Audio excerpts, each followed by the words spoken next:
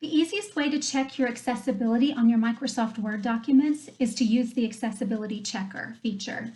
To do that, you can start from the Review tab at the top. And when you click on Review, look for the icon for Check Accessibility. I'm going to check this. When I click on that, it opens up an accessibility list.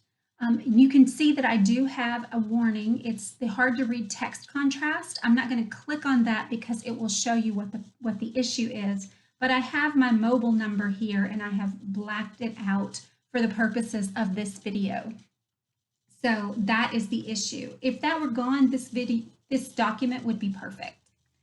One thing that is important to note is that it gives you an option to keep your accessibility checker running. I always have this checked, and that gives me an update that's constantly running. So wherever you are here, it is down here. And you can see at the bottom, it might be difficult to see on your screen, but it says Accessibility Investigate.